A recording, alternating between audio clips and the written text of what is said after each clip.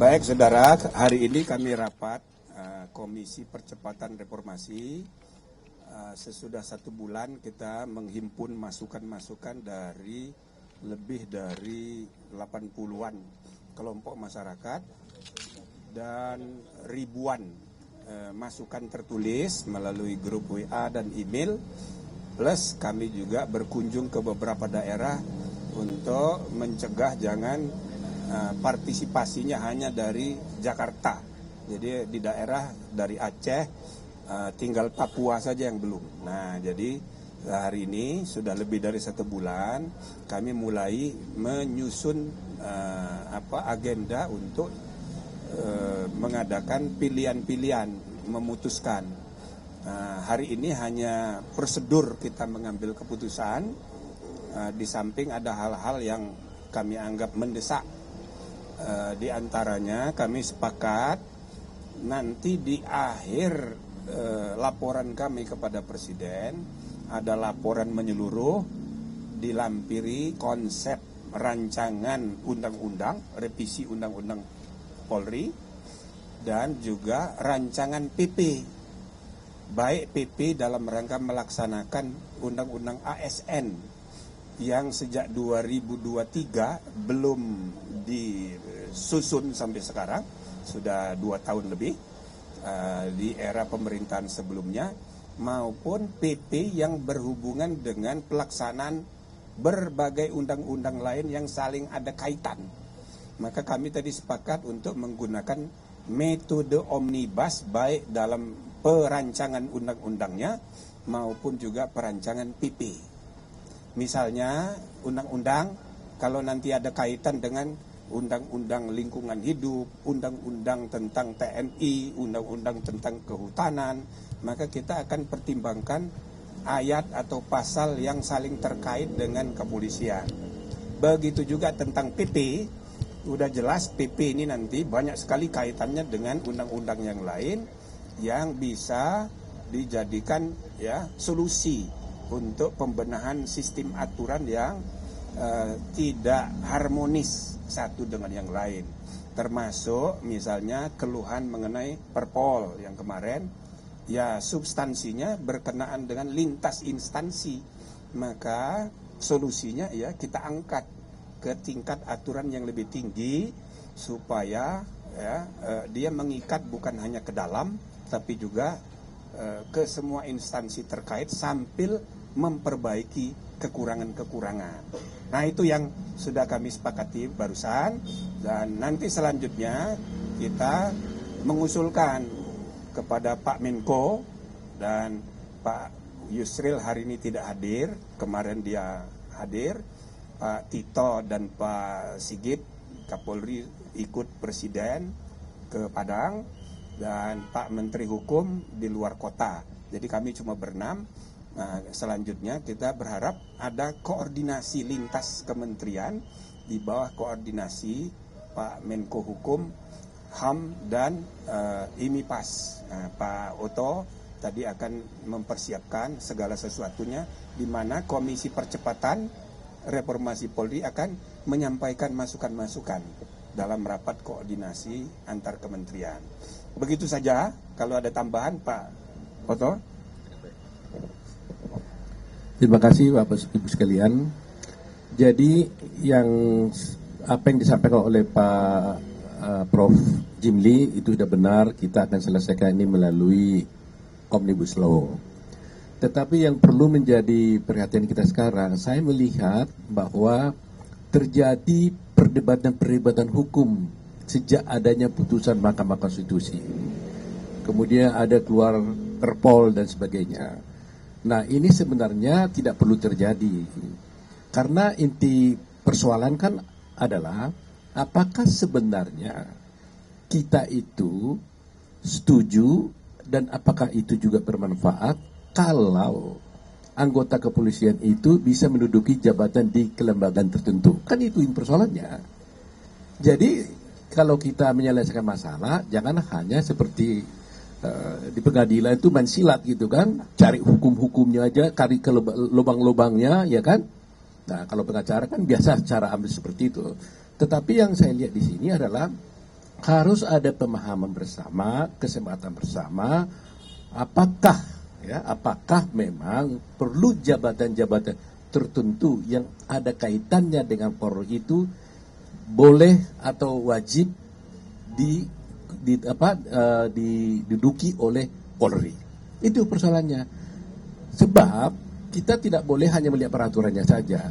Kenyataannya di antara lembaga-lembaga yang ada di kementerian yang ada, banyak juga para pejabat-pejabat di internal kementerian itu yang berkeberatan kalau ini diisi dari Polri. Nah, jadi berarti kan harus kita diskusikan bersama apa yang boleh dijabat, mana yang boleh tidak. Ini tidak boleh dalam kebijakan tertentu, tapi antar lembaga itu harus bicara. Nah, di situ tadi Pak Prof. Jimli menyarankan, mungkinkah ini diambil alih oleh inisiasi oleh Kemenko Hukum, HAM, Imigrasi dan Kemasyarakatan untuk mengkoordinir segala semua lembaga yang terkait untuk membicarakan ini, supaya mungkin apakah perlu PP yang dikeluarkan segera untuk mengatasi persoalan ini. Saya katakan ya tentunya nanti kita akan berkoordinasi dengan Pak Menko karena Pak Menko belum hadir. Tapi itu adalah salah satu kemungkinan yang bisa dijalankan.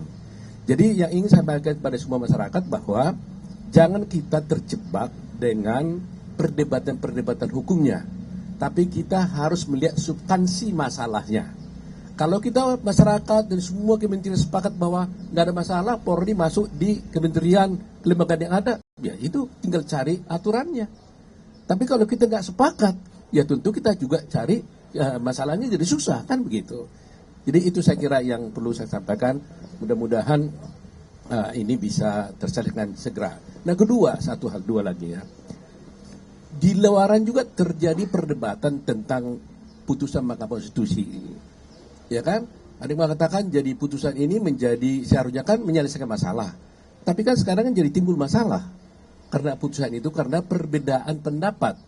Ada yang mengatakan bahwa putusan Mahkamah Konstitusi itu tidak berlaku surut.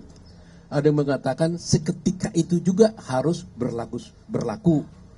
Nah, pertanyaannya adalah kalau kita katakan adalah seketika putusan itu berlaku tanpa mempersoalkan kapan akibat hukumnya terjadi, maka yang jadi persoalan adalah banyak sekarang ini mempersoalkan di kalangan para advokat hendak mengajukan gugatan terhadap keputusan-keputusan daripada pejabat yang berasal dari Polri yang oleh putusan Mahkamah Konstitusi dinyatakan itu sudah tidak boleh umpamanya.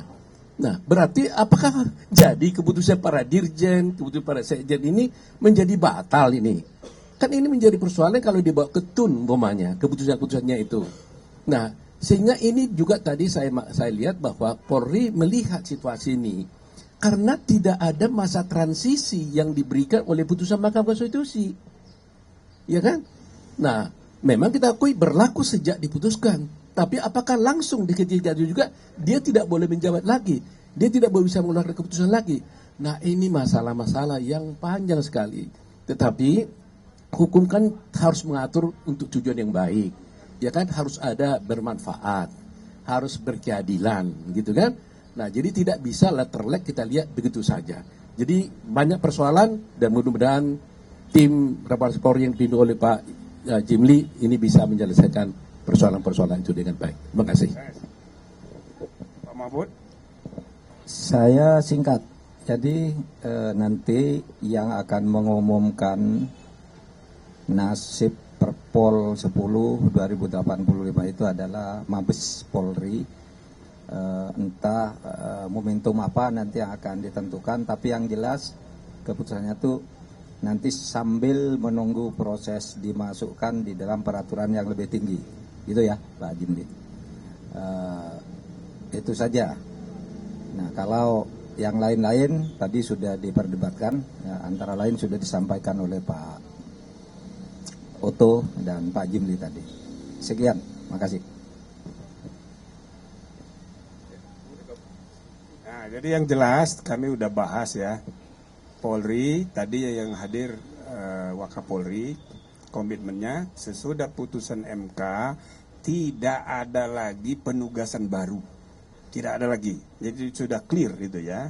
Nah, cuman yang sudah keburu menduduki jabatan, ini harus diatur dulu yang mana dan sebagainya, dan itulah perlunya ada PP terintegrasi tadi sebelum undang-undang omnibus tadi. Nah, gitu ya. Biar clear ya, biar masyarakat juga bisa lebih tenang bahwa ini sudah ada solusinya. Ya. Oke, cukup. Assalamualaikum warahmatullahi wabarakatuh. Awal lagi. Ya.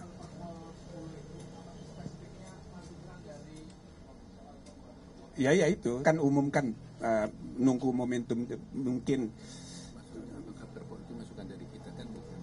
Maksudnya Perpol? Iya, kami tidak tahu.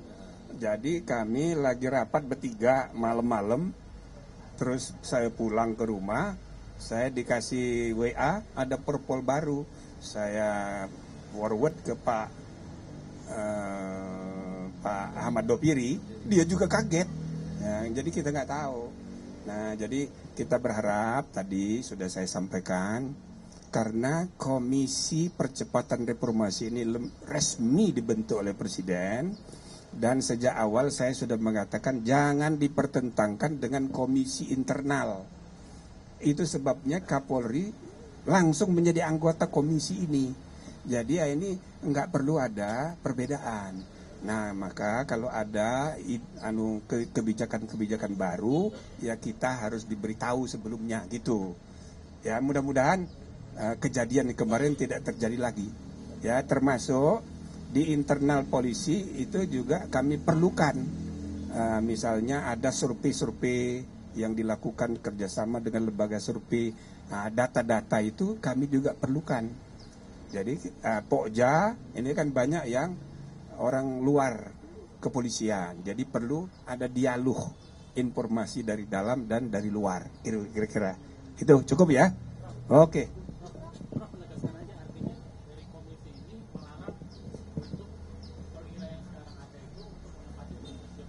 Bukan melarang, komitmen kepolisian, dan itu sudah disampaikan oleh Pak Kapolri dan juga tadi Wakapolri, pengangkatan baru tidak ada lagi. Pokoknya sesudah putusan MK, ya, itu tidak akan ada lagi. Nah, menunggu aturan yang pasti ke depan. Yang kedua, perlu disampaikan juga dari informasi tadi, niat menerbitkan Perpol itu, maksudnya itu baik. Ialah untuk, ya kan, bukannya tidak menjalankan putusan MK, bukan. Maksudnya itu untuk menjalankan putusan MK.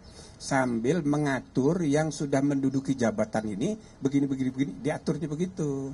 Nah, cuma kan timbul masalah, ya kan, disebutnya dengan angka sekian, ternyata ada kementerian yang tidak disebut, gitu loh. Jadi mestinya nggak usah pakai angka, supaya ini diangkat itu atas permintaan dari lembaga-lembaga yang bersangkutan. Misal ya, ada undang-undang lingkungan hidup. Nah, sekarang lingkungan hidup dan kehutanan bikin Direktorat Jenderal Penegakan Hukum. Nah, sekarang malah dua kementerian dipisah, masing-masing Direktorat Jenderal Penegakan Hukum. Menterinya kirim surat kepada Kapolri, minta dong supaya dirjennya dari polisi. Jadi polisi itu posisinya dimintai, gitu loh. Bukan Polri yang ngirim pasukan, gitu loh. Bukan begitu. Jadi ada kebutuhan dan masuk akal dari pihak Kementerian Lingkungan Hidup. Ini judulnya Direktur Jenderal Penegakan Hukum, iya kan? Jadi masuk akal dia minta. Jadi jangan jadi salah sangka seolah-olah polisi ini aktif ngirim, enggak begitu. Dan sampai sekarang sudah sering saya jelaskan, ada 56 ya instansi yang oleh undang-undang diberi kewenangan melakukan penyidikan. 56 itu yang disebut PPNS. Ya, 56 digabung kalau polisi, jaksa, KPK ditambahkan totalnya 56. Nah, 56 itu by law semuanya itu diatur di undang-undang. Gitu kan? Nah, nanti pas pelaksanaannya dia kan perlu orang pengalaman, minta kepada polisi. Jadi itu kira-kira ya, supaya tidak disalahpahami, bukan salahnya polisi, dia dibutuhkan. Nah inilah yang dimaksudkan oleh Perpol itu untuk mengatur, dia menjalankan putusan MK, cuma ada kekurangannya. Nah, antara lain, tadi saya sudah sebut. Tapi ini bukan hanya polisi, kalau membuat peraturan, sering dalam pertimbangan tidak sebut ada putusan MK. Menimbang, mengingat Undang-Undang Polri nomor sekian, Lembaran Negara nomor sekian, titik. Seolah-olah undang-undang yang dijadikan rujukan, undang-undang lama yang belum berubah karena putusan MK. Jadi orang menafsirkan, wah ini membangkang terhadap putusan MK. Padahal itu kekeliruan yang lazim di mana-mana, semua kementerian. Maka saya anjurkan ya, semua pejabat yang membuat peraturan, bahkan semua perguruan tinggi membuat skripsi, tesis, disertasi, kalau mengutip undang-undang harus diperhatikan apakah sudah ada perubahan atau tidak undang-undang itu berdasarkan putusan MK, sehingga mengingatnya itu ditambah koma sebagaimana telah berubah dengan putusan MK nomor sekian dalam kurung berita negara nomor sekian gitu. Oke, cukup ya? Oke.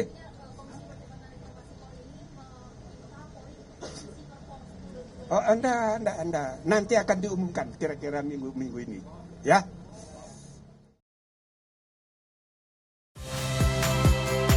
Saya Valentina Sitorus. Saksikan program-program Kompas TV melalui siaran digital, pay TV, dan media streaming lainnya. Kompas TV, independen, terpercaya.